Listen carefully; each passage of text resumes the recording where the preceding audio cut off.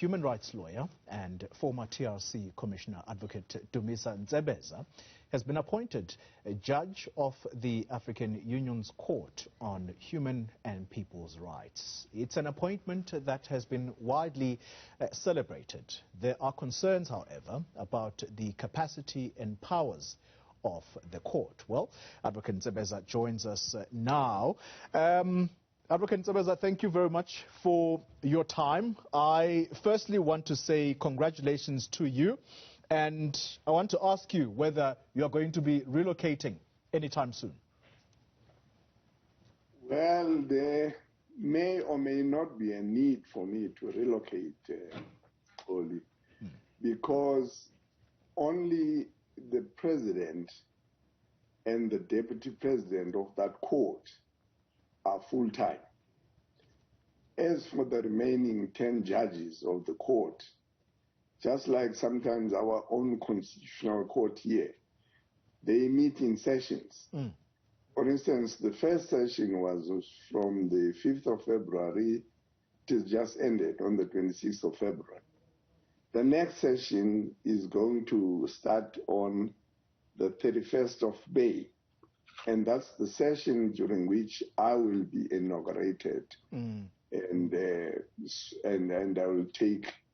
I'll swear to the oath of office of being a judge of that court. Advocate Ntsebeza, I would like to know from you how you view this appointment. Is it another opportunity to fight for the rights of ordinary people, only this time at continental level?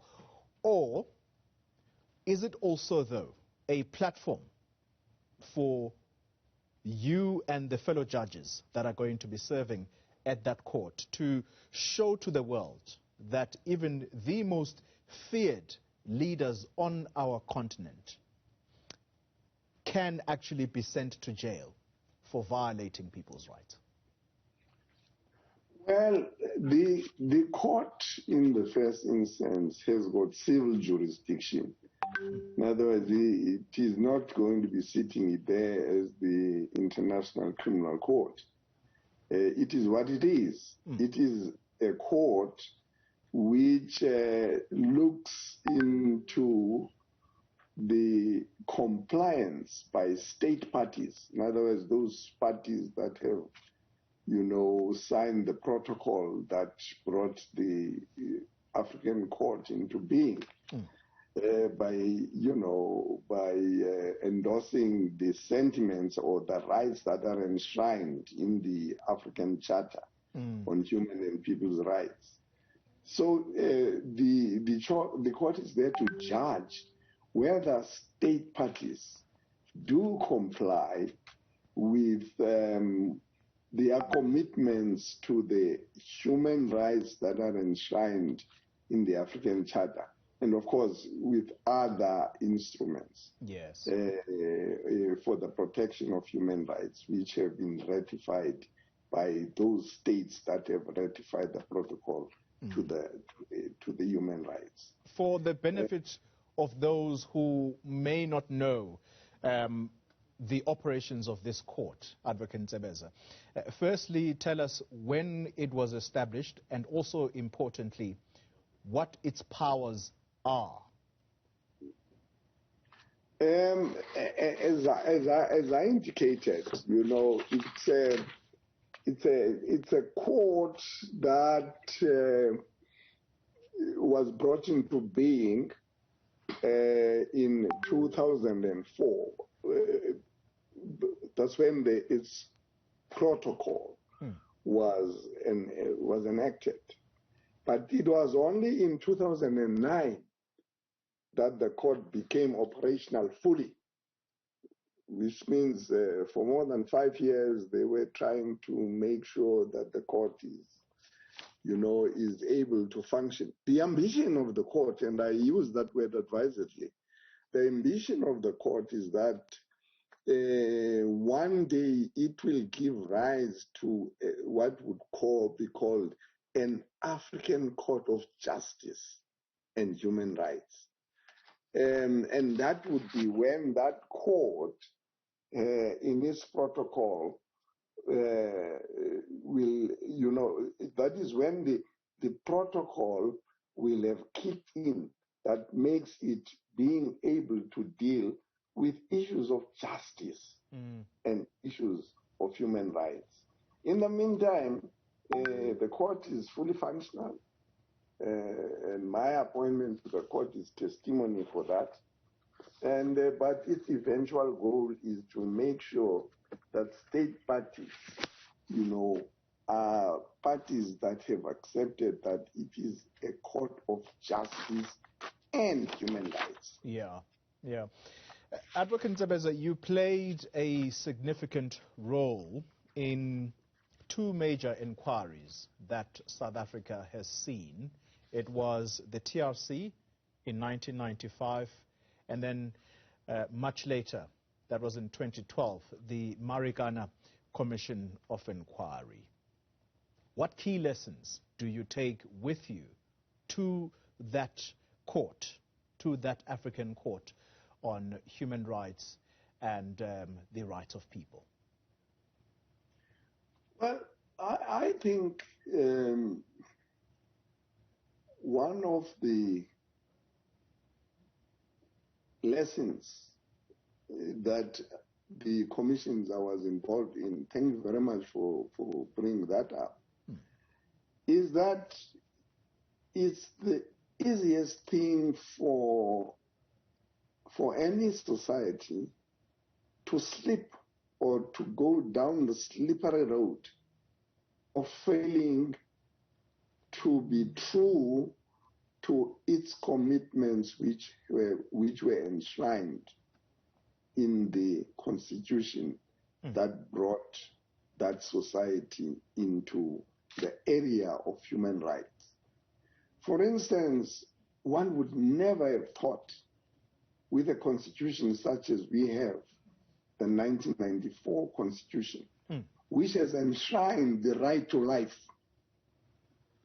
in section 12 of chapter 2 of the constitution. One would never have thought that for any reason, and I say nothing about the precedents of Sharpeville, Langa in 1985 in Newton, those massacres where the police were involved in the killing of protesters. You never would have thought that in 2012 we would have a Marikana massacre. You never would have thought that the police would carry into that theater and theater of protest by people, by workers. Let's even grant that they were armed with assegais and what have you. But, the evidence showed that they were not attacking the police. They were being shot from behind, and what we see is people running away from being shot from behind. But even so, that was not a situation where our police in post-apartheid constitutionally democratic South Africa would go with weapons of war, R4 rifles, R1 rifles, to stop a protest. What happened to, means and ways and means of stopping, a protest when it was felt that the protest had gone out of hand? So, that kind of, experience which we as people who participated in the Marikana Commission of Inquiry, and who, as you say, fortunately like me, who also had said in the Truth and Reconciliation Commission, it should really bring people to realize that there is a very thin divide between observing people's rights and observing them in breach more than in practice. Yes. And 2012 in Marikana was a classic example of how human rights can be observed more by breach than by practice. I want to come back to the issue of Marikana, but I want to tackle it differently. First, I want to deal with the crimes that you often, when you watch TV and you see the kinds of crimes that are committed on the continent, and you sort of, you gasp for air because you simply cannot believe the audacity of those who call themselves leaders. I think of crimes that are most unsettling, such as those of genocide. I think of children being conscripted to go and fight wars. I think of rape, the rape of women and children in times of upheaval. When you think of these crimes, what sentence should go with these crimes? Again, you know, that's an area of criminal jurisdiction, and this court will be tangentially going, dealing with matters that touch on crime. And as I say, I mean, it is a court which is largely going to determine whether there's been compliance by member states with the protocols that enshrine certain freedoms and rights, you know, for the citizens in their own countries. The right to life, right to freedom of expression, right to freedom of movement. That is one of the prime areas which this court is going to have authority to. Right to shelter, and the right to an adequate standard of living in a healthy environment. Those are really the basic rights that this court is, you know, is going to be dealing with, to the extent that the member states have complied with their commitment to that. But of course, you know, individuals and NGOs can bring, matters before that court, and under those special circumstances, you know, the court would first determine whether or not they have jurisdiction to deal with a particular matter. And if the matter is not a criminal matter, which is something that is dealt with, you know, for instance, by the International Criminal Court and other jurisdictions in the continent, then, you know, that court will be restricted to deal with member states largely, and if it is satisfied that the NGOs, like say for instance Freedom Under Law, if it brings an action before that court, the determination would be whether or not it can deal with that matter, because you will be surprised, out of all the member states, only 5 members have signed a declaration that says even if a matter of human rights and violation thereof is brought by either an individual or an NGO, that court would be able to deal with those matters. And South Africa is not one of those countries that have signed that declaration. I think there are only about 5 countries that have committed themselves to allowing that court to deal even with matters that have been brought by individuals or NGOs. Yeah. Advocate Ntsebeza, the economic pillaging that you see around the continent, I want to focus the attention on the continent because that's where you're going. Should those crimes not be classified as crimes against humanity, given the poverty and human suffering they leave behind? Yeah, well, it would only be to the extent that that court is considering those violations, which you correctly point out. Not so much as criminal acts, but as conduct which makes it impossible for the member states to claim that they have observed the rights which that court was set up to protect, and which was set up to adjudge those member states that have committed themselves to its protocol. Did they bind to the extent that they have become, signatories to the protocols that have brought the courts into being? Have they acted, in a way that is commensurate with have they complied as state parties with the rights that are enshrined in the African Charter on Human and People's Rights and other instruments? So it is going to depend on whether the action is for redress. For instance, NGOs say, we are suing in this court state number so-and-so because we need reparations. Yes.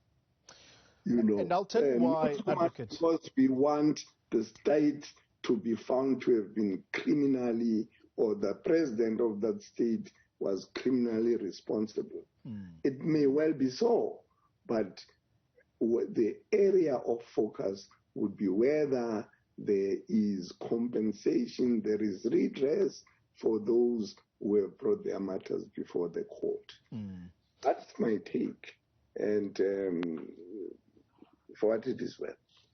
Earlier you touched on the events at Marikana, of which you were a significant participant. You were an important participant there because you represented 36 families of mine workers, or should I say mostly mine workers, who were mowed down by police. Let's be clear. Yes. I know you are an interested party at the State Capture Commission of Inquiry, but as a human rights lawyer, and as I've mentioned, the people you've represented in Marikana, these people were demanding 12,500 rand as a form of a basic salary. Surely you must have a view when you hear sickening evidence about the amounts of taxpayer money that have been looted, that could have gone to social spending or developmental projects. Surely you have a view on what is going on in the country, your country of birth, before you look outside. They usually say charity begins at home. Yes, I don't know what your question is, Colin. My simple question is, my simple question to you is, you are an interested party in the State Capture Commission of Inquiry proceedings by virtue of a person you represent there. My simple question to you is this, that do you have a view on the economic pillaging that has happened in this country, and what your feeling is that should be done about it before you go and represent fellow Africans on the continent on issues of human rights? Well, I've never thought that there was a law that says, you cannot you cannot venture into the interior of the African continent when leaving behind a scenario like you have painted, which has been reflected in the hearings in the Zondo Commission. Let me be frank and be blunt. The evidence that comes out of that commission is sickening. you know, you sometimes wonder how that level of pillaging and looting was able to take place under our watch. And as I say, I mean, look, this is a post-apartheid constitutional democracy we're talking about. This is a society that was set up as something better than what we had become used to. Yes, there was corruption. There has always been corruption in society. I mean, we had several commissions in the apartheid era. Vian Commission, this commission, and all those commissions, which exposed that there was a level of corruption that was taking place, especially in the public sector. And it is no answer, incidentally, for the corruption in the public sector to say, but what about the corruption in the private sector? You know, this whole thing about, you know, economic RET, you know, and all of those. It does not provide an answer. This level of corruption, wrongdoing, must not only be investigated to the extent that it has been investigated, and I think there has been enough revelation at the level of the Zondo Commission for action to be taken. Yeah. People who have been guilty of wrongdoing must be arrested, must be tried. They must have their fair chance to go and plead their case. And if they have been found guilty, they must be imprisoned. And long terms of imprisonment must amount to that. We should not be shocked with the kind of revelations that have recently been, you know, made by the media. That Eugene de Kock, who had been sentenced to 200 and something years, has now been released, and he has been paid by the state. Let me interrupt you there, Advocate. Let me interrupt you there. It's sickening. You're quite right. I want to quickly ask this of you before we end our conversation. I'm nearly at 4 o'clock. Yes. Tomorrow, a report is going to be brought out by the National Assembly. You were one of the panelists. There's an independent panel that was set up by Parliament that would assess whether there is credible evidence suggesting that Advocate Mkhwebane may possibly be an unfit person to hold the office of public protector. You were a participant there. Do you believe that you've done a fair and proper assessment of this matter? Well, in terms of our mandate, you may or may not know, but I'm sure you know, that in terms of our mandate, the member of Parliament preferred several charges, put several charges, and you know, very many charges, the result of which was that those charges were given to us to determine whether or not, you know, in terms of Section 194 of the Constitution, the public protector is fit to hold office or should be removed from office. Then, you know, then following rules of Parliament, the Speaker, you know, utilized the rule 129, in terms whereof she appointed the panel the special panel that was led by a retired judge, the former judge of the Constitutional Court, to determine whether there was prima facie evidence Yes. in the, in the material that was brought before us. Indeed. Advocate, I know that you're taking us through the history of it, and I'm sorry to interrupt you, but I just want this answer to it. I'm completely out of time. Do you believe you and your fellow panelists have done a fair and proper assessment of this matter? Indeed, I think we did. Thank you very much for your time, Advocate Dumisa Ntsebeza, and congratulations to you once more on the appointment, your appointment to the African Union Court of Human and People's Rights. It is